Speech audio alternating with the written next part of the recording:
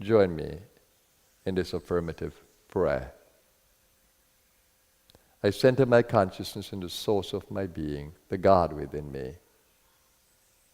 That source of infinite peace, love, goodness, wisdom, and vitality.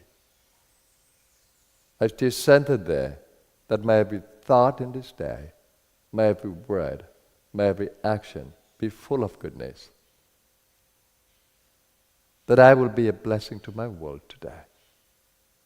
I give thanks for all the blessings I have received, and I pray to stay aligned to divine will. Om Shanti, peace. Shanti, peace. Shanti, peace.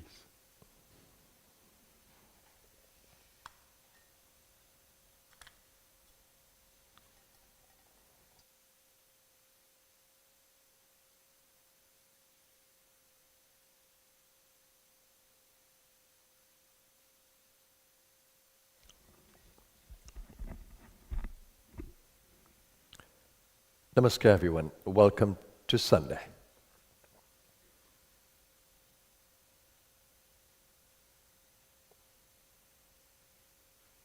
I've been asking you to be aware of the power of the mind.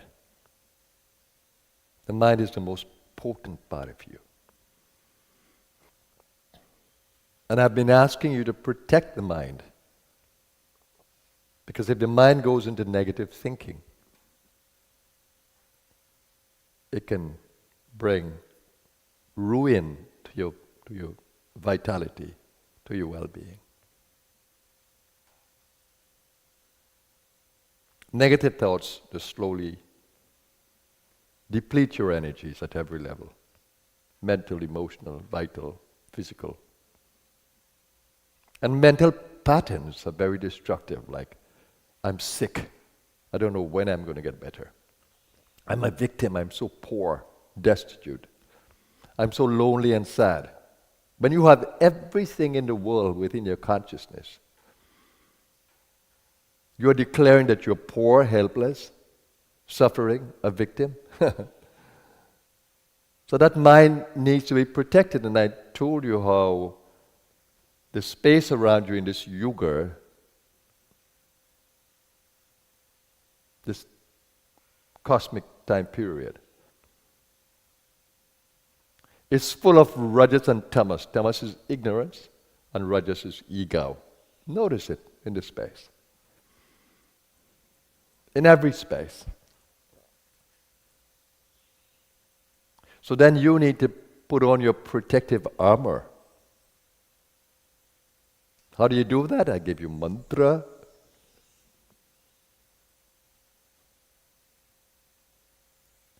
I give you the meditation practice of staying centered in the witness, in the observation of the space. I've spoken to you about spiritual discipline.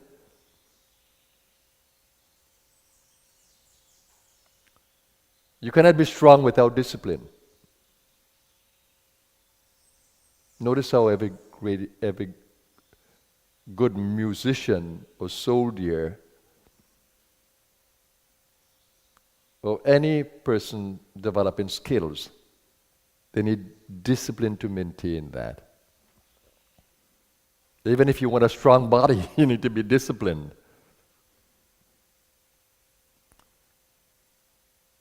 But all of this can't happen unless you have the awareness to see, and I've said that to you before. So the seeing is so important that I want to focus on that today, how important it is to observe and to come into multidimensional awareness. You know how the iceberg is, right? You see this little piece of ice on top, but you don't know what is below. But when you explore below, you see a big piece of ice below and a little piece on top. Within your consciousness is so much.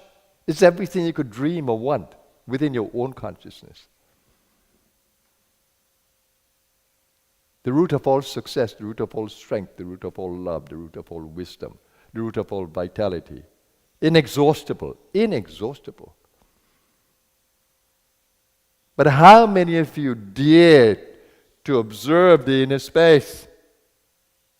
Explore the inner space, become so curious that you want to know what is behind the mind, because there is definitely something behind my mind. There is definitely something behind my emotional being.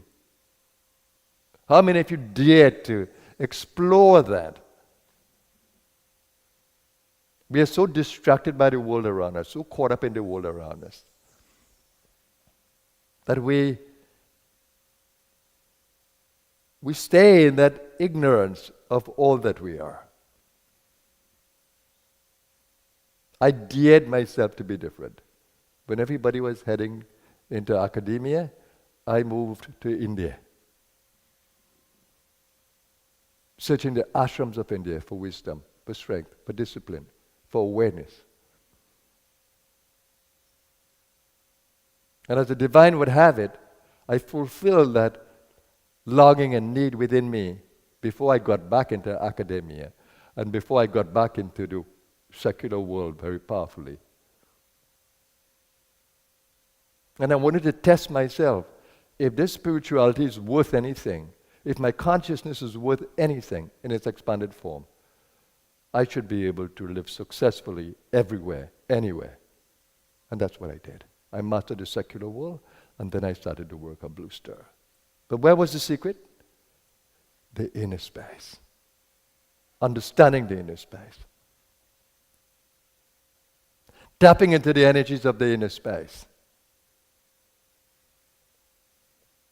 Today we are looking for this 0-point field where we can tap into energies continuously. And that will happen one day.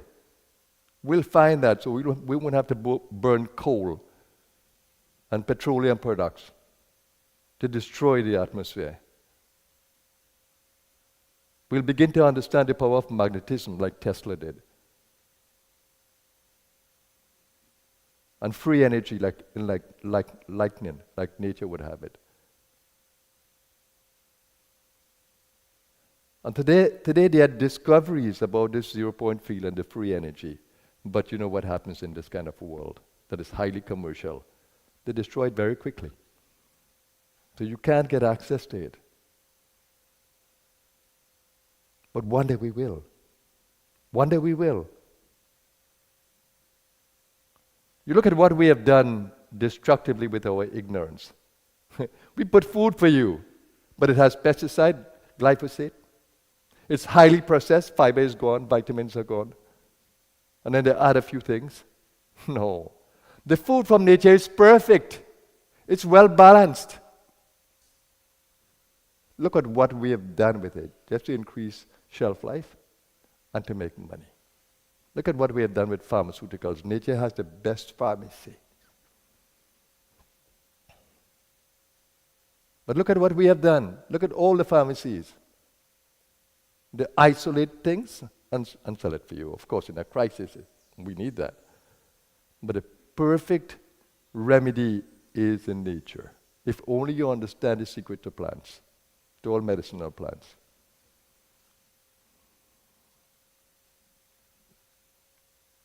We are yet to grow. And that requires an expansion of consciousness. Are you going to be one of those light bearers who want to expand your consciousness and help the planet? Or are you going to go down the road that everybody goes? Or are you going to stay on the road less traveled, making a difference to the world? Are you going to go down the destructive path? Or are you going to go down the path of a higher consciousness?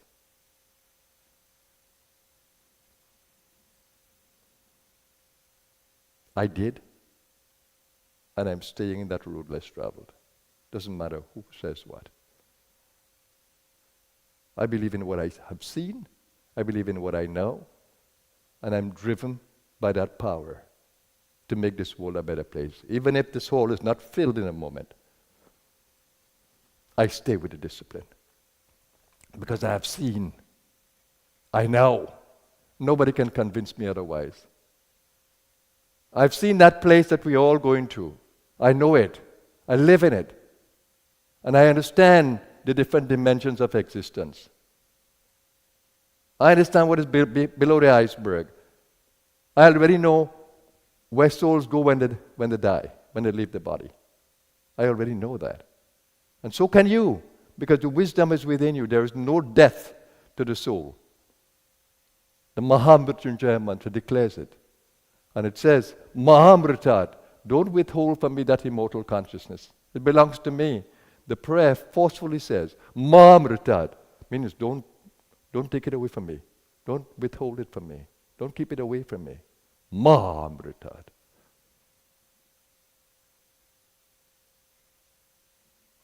So it requires expansion of consciousness. And that's why I stay with you until your own fire begins. I try to kindle a flame within you of energy.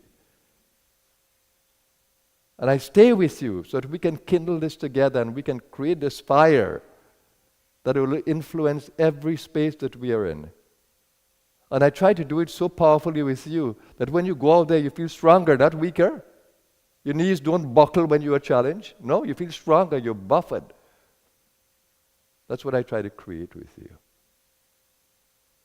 And notice how many people in this hall today. But where there is money, there is food, there's recognition, they're there.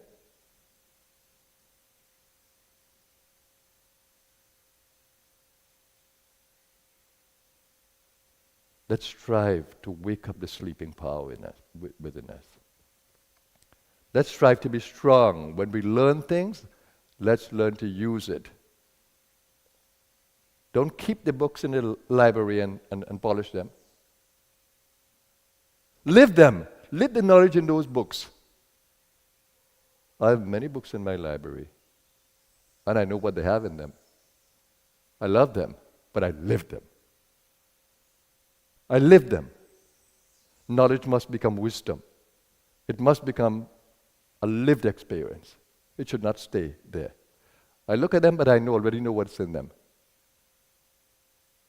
And I keep them there because I'm grateful that those books exist.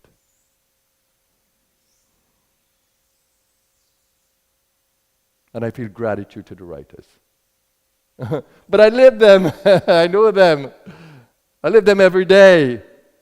One of the things I learned about prayer is that you don't pray at a certain hour and that's it. No, prayer should be in every moment. I live my prayer. And my life is a life of service. I wouldn't have it otherwise. My joy is in serving others. And that will ever be so. My greatest joy is in serving others. If you know me well, you'll see how extremely charitable I am, extremely giving, extremely loving and caring. Even when I'm a little bit harsh with you sometimes, or stern, I'm deeply loving in it. Just trying to help you to become better. So how does this expansion and awakening happen? Association with those who are evolved. How much association do you have with those who are evolved, those who are better than you, not worse than you? Associate with those who are evolved. That's the whole tradition of Guru Parampara, the tradition of Guru. You look for those who you can learn from, and you learn to become like them, not to just praise them. Become like them. Become like them. You know what the Christ said? Be perfect even as your Father in heaven is perfect. Do you know what a Hindu tradition says? Shivoham. That I am Shiva. I'm like Shiva. Aham Brahmasmi. I and Brahman are one. I am God. God and I are one. The same message. We need to live it. Not just worship the Shiva and the Krishna and the Allah. Live it. Live the teachings. Live the wisdom. Become it.